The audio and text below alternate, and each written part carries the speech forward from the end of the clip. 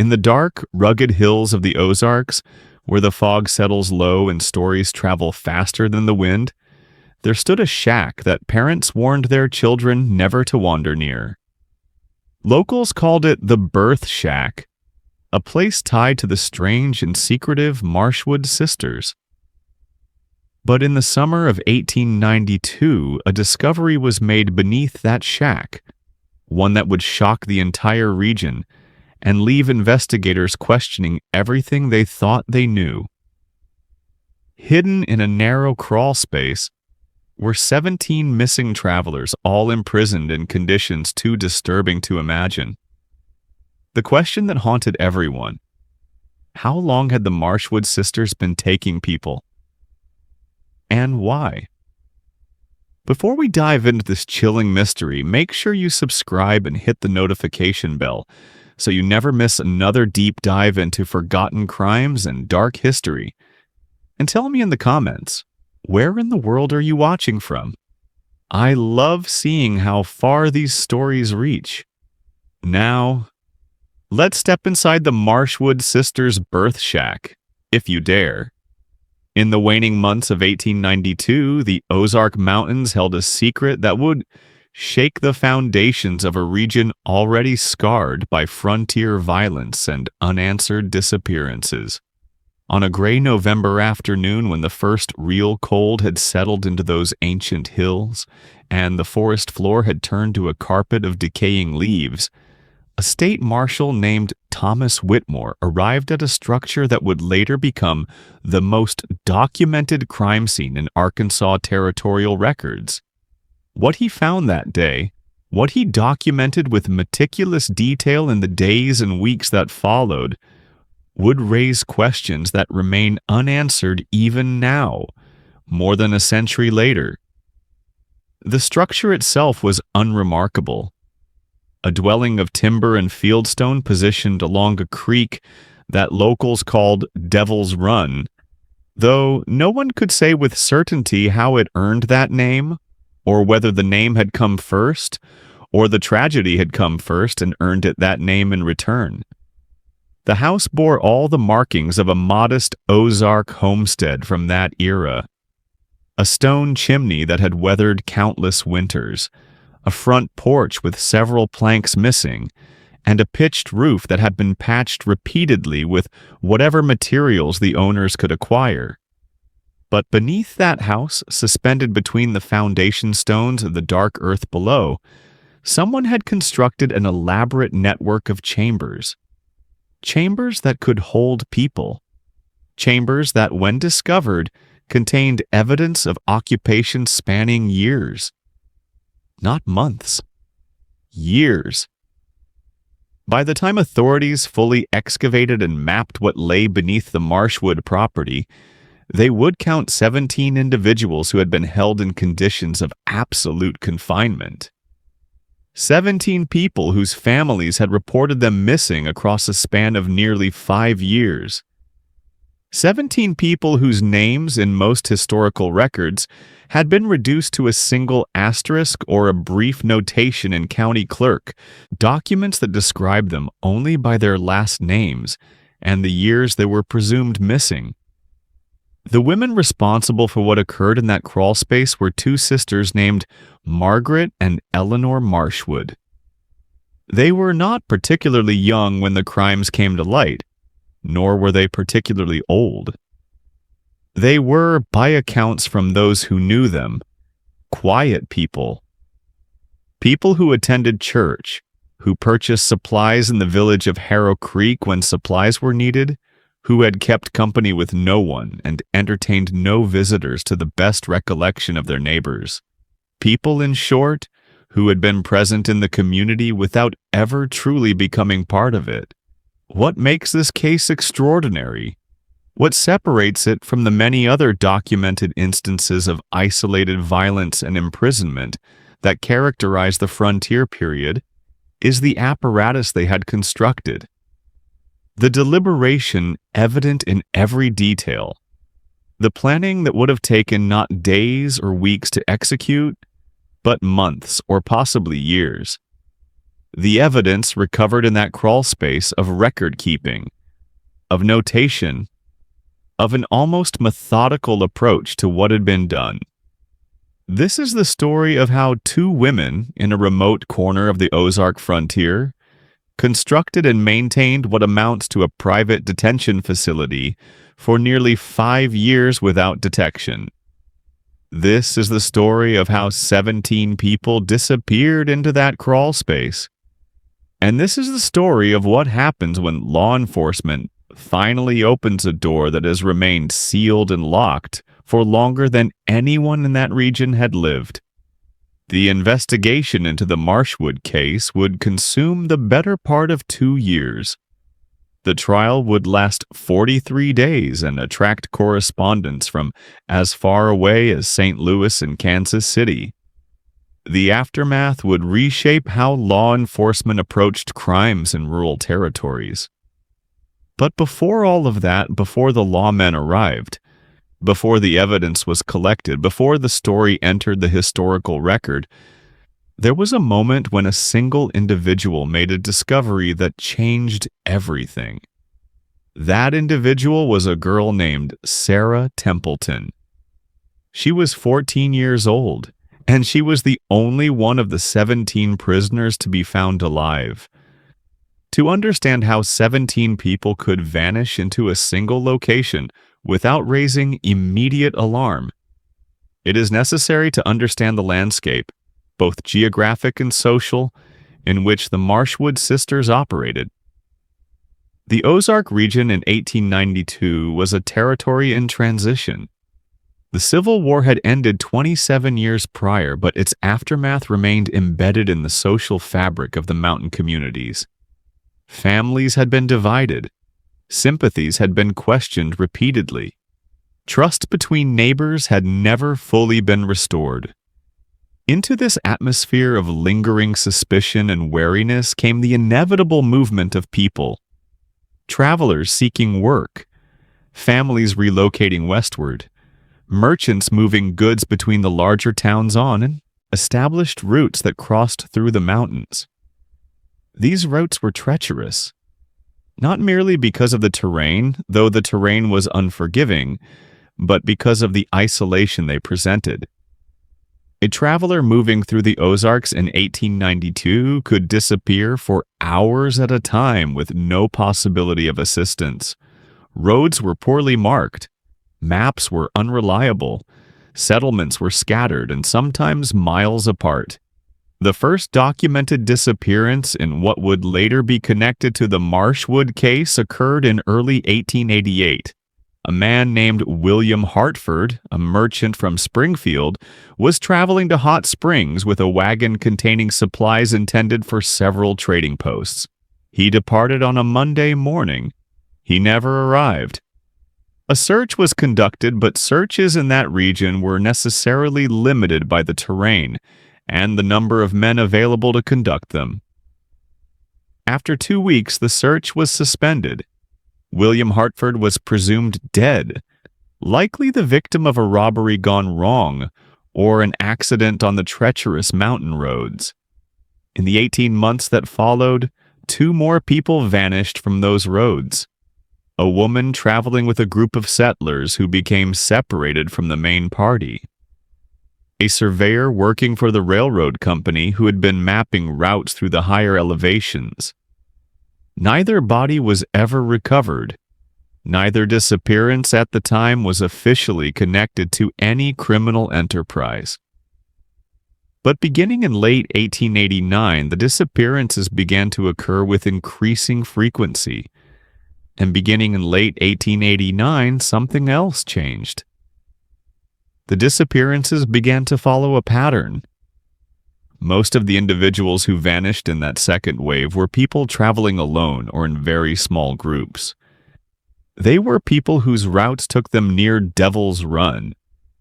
They were people who, in many cases, had no family in the region to mount sustained searches for them. They were, in a word, vulnerable. Between November 1889 and October 1891, 8 people disappeared. 8 people, all of whom traveled through or near the immediate vicinity of the Marshwood property.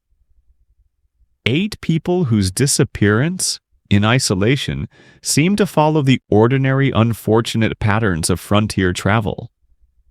Deaths by misadventure, deaths by accident, deaths whose causes would never be known because the bodies were never recovered. What no one in the region had considered, what would not have been considered by law enforcement officials of that era, even with better evidence, was the possibility that someone in that area was actively intercepting these travelers. Someone was selecting them. Someone was ensuring that the conditions were right for their capture. And someone was bringing them to a specific location and holding them there. The Marshwood Sisters had, in their own way, engineered a system that took advantage of the vulnerabilities inherent in the frontier landscape. They had not created those vulnerabilities, but they had recognized them, and they had exploited them with a level of organization that would later astound the investigators who attempted to understand how the crimes had gone undetected. The second phase of disappearances, the ones that would occur between late 1891 and mid-1892, involved people who were not simply traveling through the region, but people who had specific connections to the area.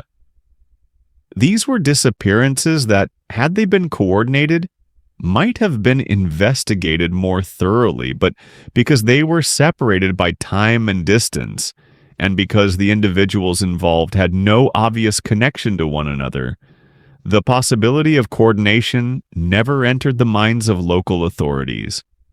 In October 1891, a man named Robert Clemens, a carpenter working on repairs to the courthouse in Harrow Creek, quit his employment suddenly and set out on foot toward the eastern mountains. He told his employer he had received word of work available at a mining claim and would be back within a month. He was not back within a month. He was not back at all. 2 months later, a woman named Catherine Wells, who had worked as a housekeeper for one of the prominent families in Harrow Creek, disappeared while walking to her parents' residence on the outskirts of town. The distance was less than 2 miles. The path was well known. She simply ceased to exist from the moment she left her employer's house until, as would later be discovered, she was brought to the Marshwood property. In the months that followed, 3 more people would vanish in circumstances that individually seemed unremarkable, but collectively suggested a pattern that no one in the region had yet recognized. The reason the pattern went unrecognized for so long relates directly to how frontier communities of that era handled missing persons. There was no centralized reporting system. There was no mechanism by which information about disappearances in one county could be efficiently shared with authorities in another county. A person who went missing in the northern Ozarks might have been assumed to have gone missing in the southern Ozarks, or in Missouri, or anywhere else along the vast network of possible routes through the mountain territory. Additionally, the population of the frontier region was, by its nature, transient. People moved frequently. People left without always informing the entire community of their departure. A person who had vanished might have been assumed to have simply moved on to greener prospects elsewhere. This assumption was often correct, but it meant that when a disappearance did occur for more sinister reasons, it could be absorbed into the background noise of constant small migrations and relocations that characterized frontier life. The Marshwood Sisters were not prominent people in their community. They were not wealthy, nor were they impoverished. They had no family that anyone was aware of, though records suggest they may have had a brother who died in the Civil War, though even this is not confirmed. They attended church but did not participate in its social functions. They made purchases in the town but engaged in no unnecessary conversation with merchants or clerks. They lived, in short, in a manner that made them virtually invisible. And this invisibility was precisely the condition that allowed them to continue their activities without interference for as long as they did. When Thomas Whitmore and the team of investigators who would eventually work with him first examined the physical structure of the Marshwood property, what they discovered was an architecture of confinement. The house itself contained nothing unusual. It was sparse by all accounts. There were few personal possessions. There was a kitchen area that showed evidence of regular use. There were 2 small bedrooms on the upper floor. It was, to all outward appearance, the dwelling of 2 women of modest means living a quiet life in an isolated region. It was beneath the house where the real design emerged. The crawlspace, as it was described in the official investigation documents, was not a natural feature of the property. It had been constructed. This is significant because it indicates that whoever designed and built this space had done so with intention. They had excavated beneath an existing structure. They had reinforced the space with wooden supports and, in several places, with iron reinforcements that must have been obtained from considerable effort in an era before mail-order catalogs had made such materials easily accessible. The crawlspace was divided into distinct chambers. There were 7 main chambers, each roughly 12 feet by 8 feet, though the dimensions varied slightly from chamber to chamber. The chamber entrances were sealed with heavy wooden doors, each of which was fitted with a locking mechanism. These mechanisms were not simple latches that could be easily forced open. These were locks that required keys that were found among Margaret Marshwood's possessions after her arrest. Between the 7 main chambers was a central corridor, approximately 4 feet wide, that allowed a person to move from one chamber to another. This corridor was sufficiently large that a person could walk upright through it without stooping excessively. The construction of this corridor required considerable planning and labor. Each of the 7 chambers contained evidence of habitation. Pallets had been constructed on the floor, presumably for sleeping. There were buckets in each chamber, buckets that would have been used for sanitation purposes. There were hooks affixed to the walls of several chambers from which chains appeared to have hung, though the chains themselves were no longer present at the time of discovery. Most significantly, there was evidence of ventilation. The crawlspace had not been constructed as a completely sealed environment. Air would have been necessary for anyone confined for extended periods, and accordingly, the sisters had engineered a ventilation system. Small channels, barely wide enough for a hand to pass through, had been dug at specific intervals along the northern wall of the crawlspace. These channels extended upward through the soil and the foundation, eventually opening into the forest floor at distances of between 8 and 15 feet from the main house structure. To an observer walking around the Marshwood property, these small openings would have appeared to be nothing more than the work of burrowing animals. Small channels through which ground creatures moved and nested. There was, in fact, evidence that ground creatures had indeed used these openings, though whether this was an accidental benefit of the design or an intentional aspect of the camouflage was never determined. The lighting system within the crawlspace was primitive but functional. Candles had been used, and evidence of candle remnants and candle wax was found throughout all 7 chambers. However, the sisters had not relied exclusively on candles. At specific points in the corridor between the chambers, oil lamps had been mounted on the wooden supports. These lamps had left residue and staining on the wood, indicating long-term use. What emerged from the physical examination of the crawlspace was the picture of a space that had been designed with considerable care and deliberation. This was not a space created in haste. This was not a space that had been assembled as a temporary measure. This was a space that had been built with the clear intention of holding people, multiple people, for extended periods. The question that immediately confronted Thomas Whitmore and his team was simple. How long had this structure existed?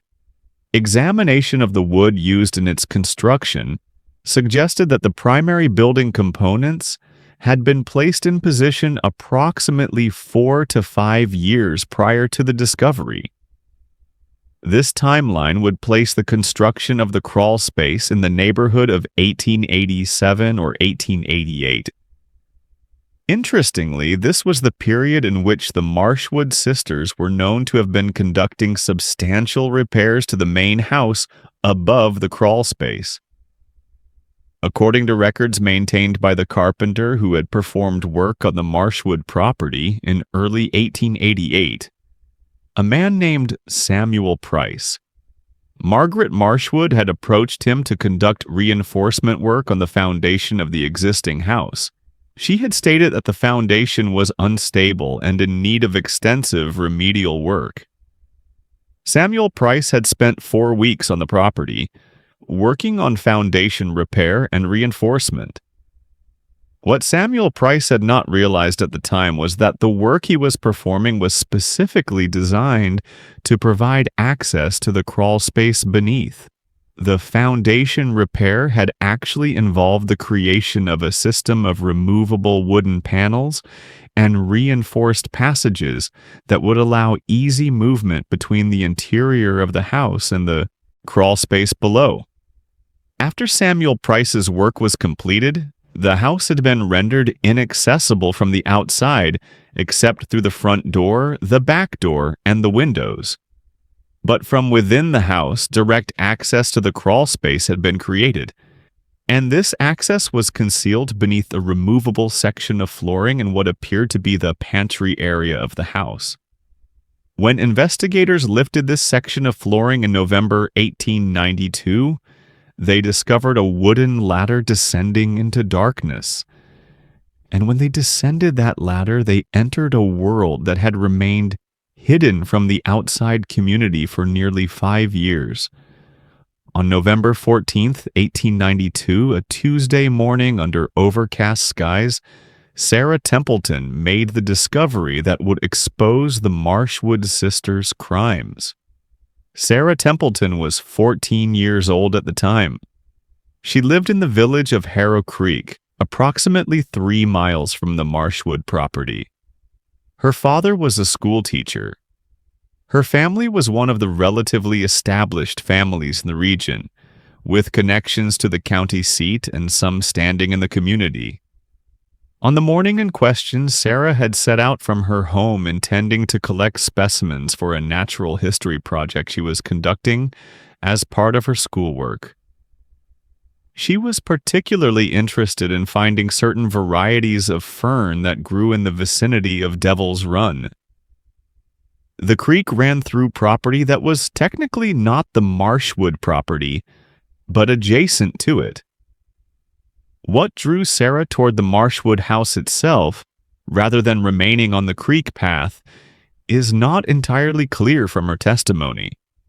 She stated that she had heard what sounded like a voice coming from the direction of the house, though she could not clearly make out words. She had also noticed that the door of the house appeared to be partially open, which struck her as unusual because the house was rarely, if ever, seen to have its doors open during the daytime. Approaching the house, Sarah called out, identifying herself as a neighbor. When no response came from inside, she pushed the door further open and stepped inside the house.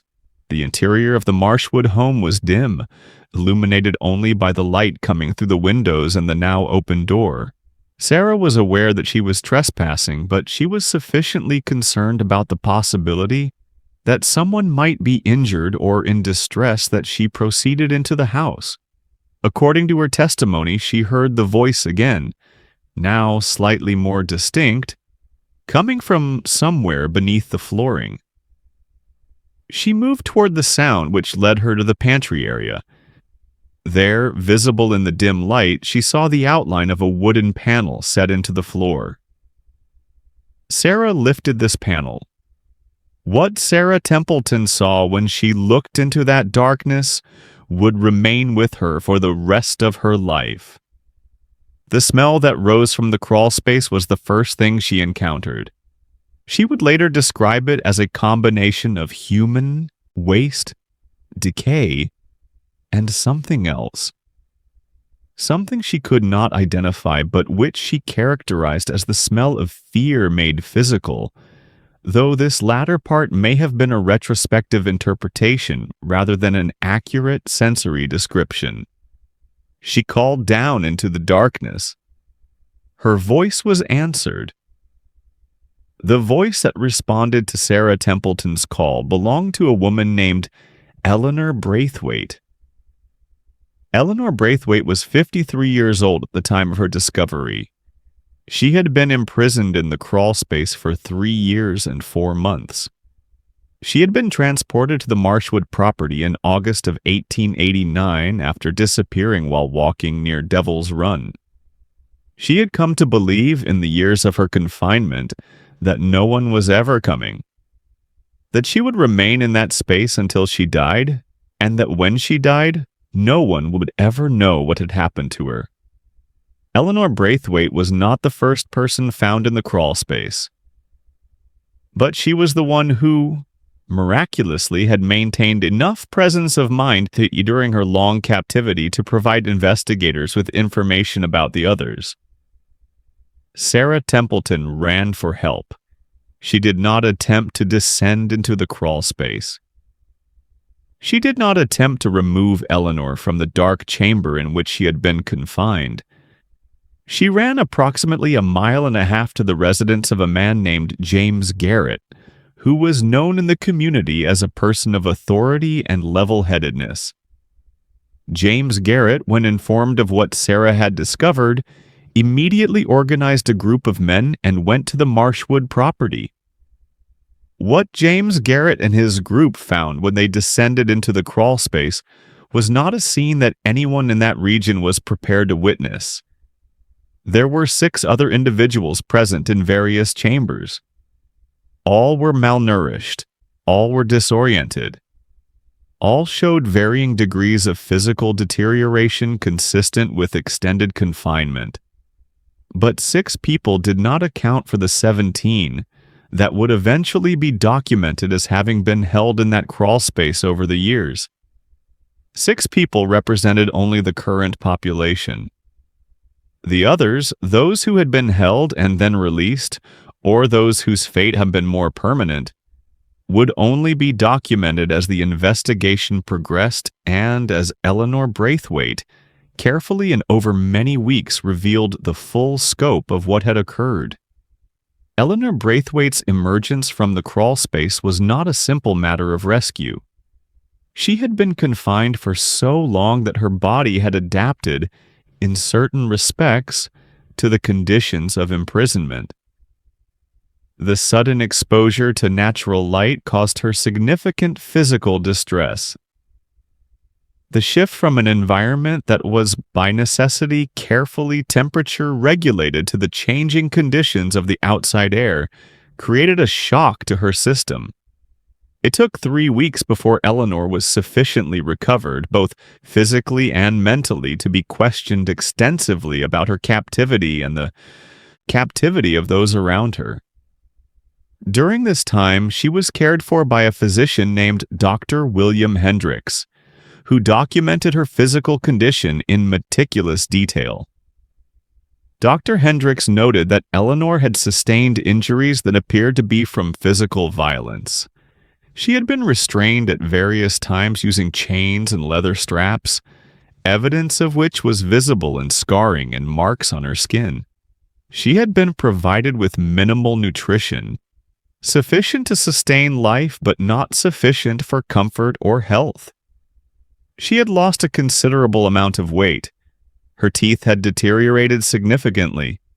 Her vision, which had been affected by the constant dim lighting of the crawlspace, required time to adjust to normal light exposure. But most significantly, Eleanor had maintained her mental faculties. She was able to recall with considerable precision the events that had led to her capture. She was able to describe the other individuals who had been held with her. She was able to provide information about the timeline of captivity and the methods employed by Margaret and Eleanor Marshwood, no relation to Eleanor Braithwaite, to maintain control over their prisoners. When Eleanor Braithwaite was finally ready to provide her testimony, she did so in the presence of Thomas Whitmore and a county clerk who recorded her words. Her testimony would eventually comprise 43 pages of handwritten notes. From these notes, a picture of the captivity began to emerge. According to Eleanor Braithwaite's testimony, the capture of prisoners typically followed a consistent pattern. A potential victim would be identified, someone traveling alone or with very few companions. Someone whose disappearance would be unlikely to trigger an immediate and widespread search.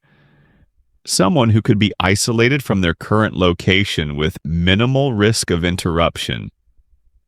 The method of capture was not, according to Eleanor's testimony, particularly violent initially.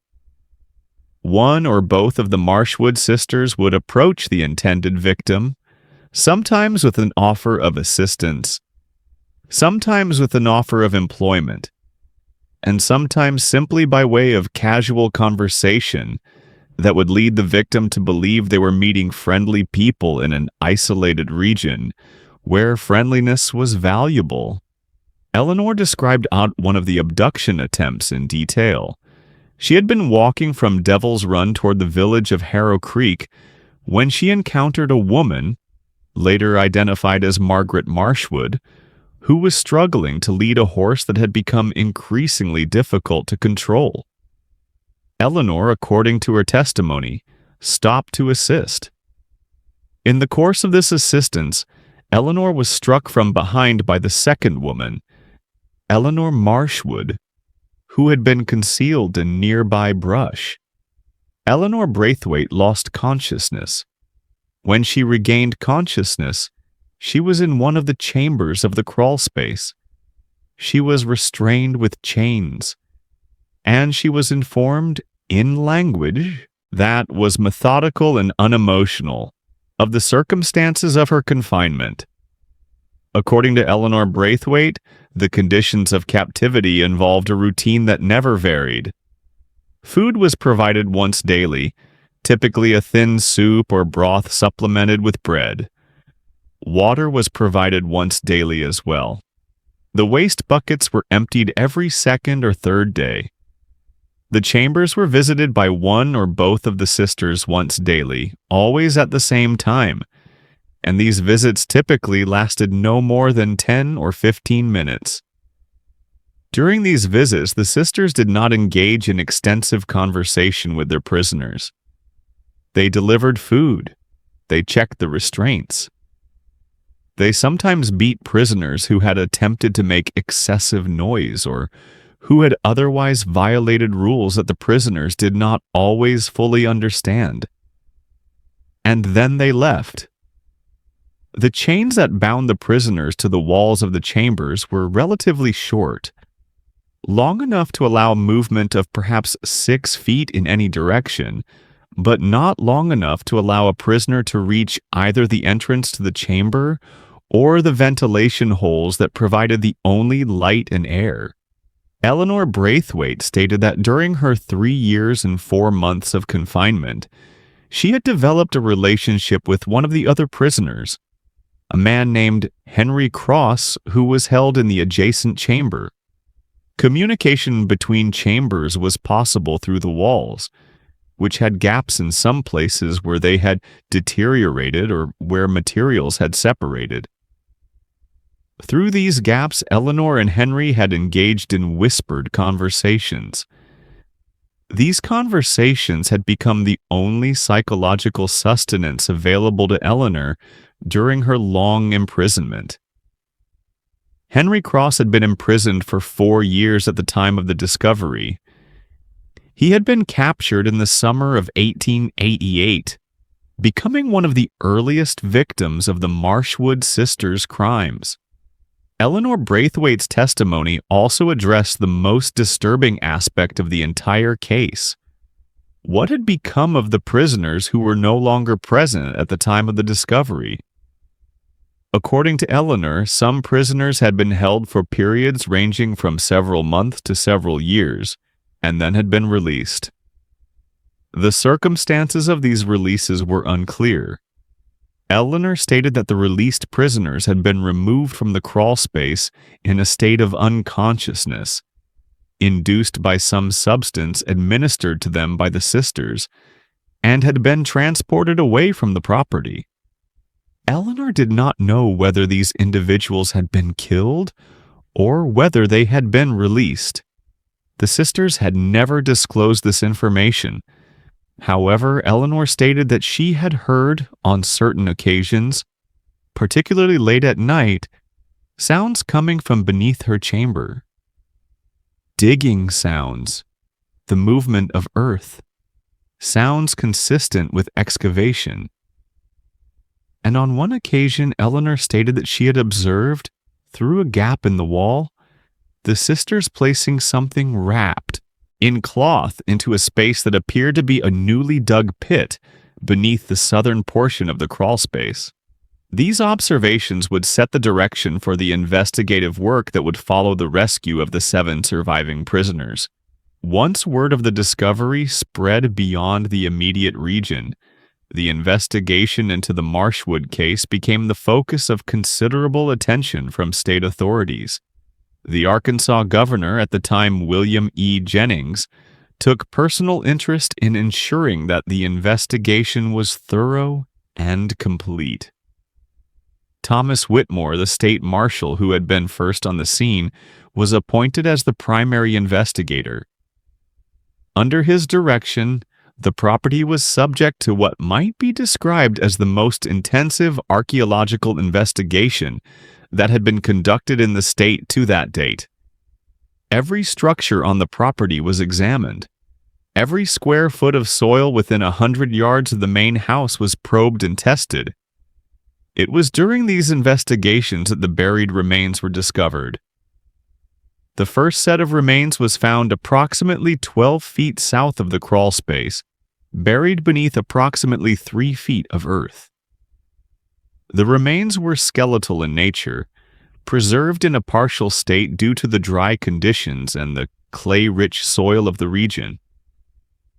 Based on the pathology of the bones, the remains appeared to be from an individual of indeterminate age and sex, though the size of the bones suggested someone of smaller stature.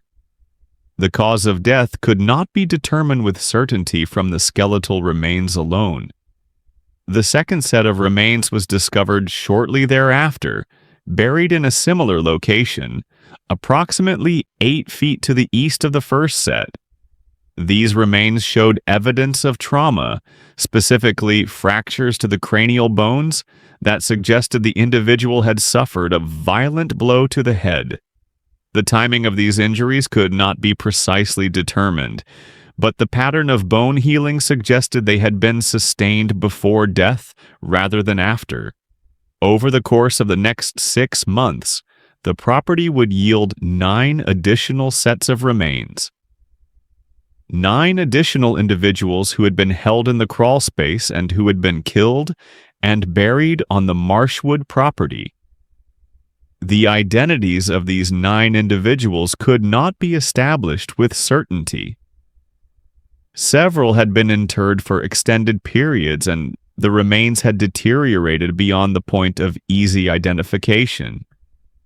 However, based on the descriptions provided by Eleanor Braithwaite and cross-referencing with missing persons reports that had been filed in the region, dating back to 1885, investigators were able to propose probable identities for most of the remains. Among the identified remains were those of William Hartford, the merchant who had disappeared in 1888. His remains showed evidence of a violent death, a crushing blow to the chest that appeared to have been inflicted with a heavy object.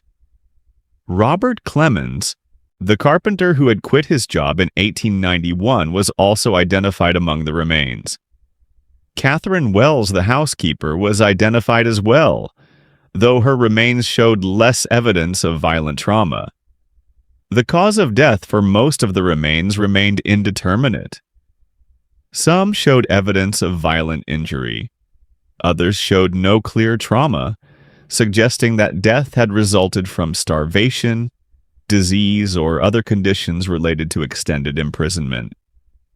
While the excavation of remains was proceeding, the two surviving prisoners who remained in the care of Dr. Hendricks were being prepared to provide formal testimony to a special magistrate appointed to investigate the case. Henry Cross, who had spent 4 years in confinement, proved to be less forthcoming than Eleanor Braithwaite. He was traumatized by his experience to a degree that rendered extended conversation difficult. However, he was able to confirm the essential facts of Eleanor's testimony and to provide additional details about the layout of the crawlspace and the methods used to maintain prisoners in a state of compliance and fear. The 5 other surviving prisoners were in varying states of physical and psychological condition. 3 of them were able to provide only fragmented recollections of their captivity. 2 of them were so severely traumatized that they were unable or unwilling to provide any testimony at all. They spent their remaining lives in institutional care, never fully reintegrating into society. One of the 5, a woman named Catherine Morton, proved to have been imprisoned for less than 2 months. She had been captured in September 1892, merely weeks before the discovery of the crawlspace. The relative brevity of her confinement meant that her memory of the events that had led to her abduction was fresher than that of the longer-term prisoners. Catherine Morton described an attempted escape that had nearly succeeded. She stated that on one occasion when Eleanor Marshwood had been removing the waste bucket from her chamber, Catherine had managed to slip past her and into the corridor. For several minutes, Catherine had attempted to navigate the crawlspace in search of an exit. She had found the ladder that led upward to the house above, but before she could ascend more than a few rungs, Eleanor Marshwood had subdued her. The consequences of this escape attempt had been severe. Catherine had been chained to the wall without food or water for an entire day as punishment. This testimony would prove significant when, months later, Catherine Morton was able to provide investigators with precise information about the internal layout of the crawlspace and the location of key features such as the ladders, the storage areas where food was kept, and the various locks and restraint mechanisms that had been employed. As the investigation into the mechanics of captivity progressed, Thomas Whitmore also authorized a thorough investigation into the backgrounds and histories of Margaret and Eleanor Marshwood. Who were these women? How had they come to own the property on Devil's Run? What elements in their histories might have led them to commit crimes of such magnitude and such cold deliberation? The investigation revealed very little. The sisters had moved to the Ozark region in 1884, approximately 4 years before the construction of the crawlspace began. They had purchased the property through a land agent in Little Rock, paying in cash. The source of this cash was never definitively established. Prior to 1884, the sisters had lived in Missouri, in a rural area south of Springfield. Prior to their time in Missouri, their movements became increasingly difficult to trace. Records indicated that the sisters had been born in Indiana. Their father was listed in census records as a laborer named William Marshwood.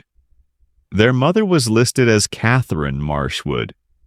Both parents appear to have died some years before the sisters' movements to Missouri and Arkansas.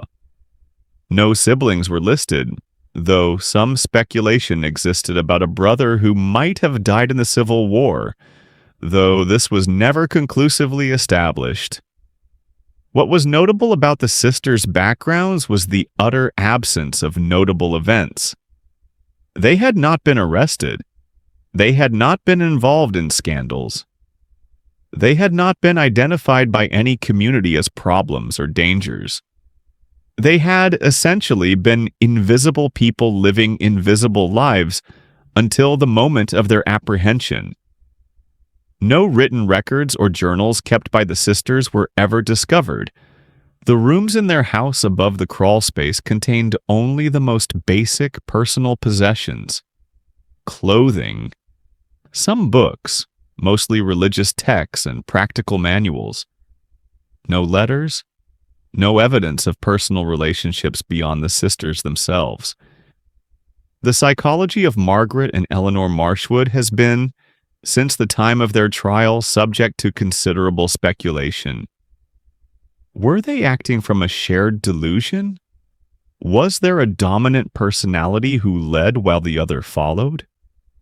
Or were they equally invested in the enterprise of capturing and holding prisoners? The available evidence suggests that both sisters were conscious participants in the crimes. Both were present at various points during the investigation. Both were observed by the surviving prisoners to have engaged in the delivery of food, the maintenance of restraints, and the punishment of prisoners who violated the rules of the crawlspace. However, there were some indications that the sisters played different roles within the system they had constructed. Eleanor Marshwood appeared to have been more directly involved in the abduction process. Survivors reported that when confronted with capture, it was typically Eleanor who initiated violence. Margaret Marshwood, by contrast, seemed to have been more involved in the management of the prisoners while they were in captivity. It was Margaret who typically delivered food. Margaret who typically checked the chains and restraints. This division of labor, if it existed, might suggest different motivations for the two women's involvement. Eleanor might have been driven by a desire for power or control, manifesting in the violent acquisition of victims. Margaret might have been driven by a need for order and routine, manifesting in the systematic management of the captives.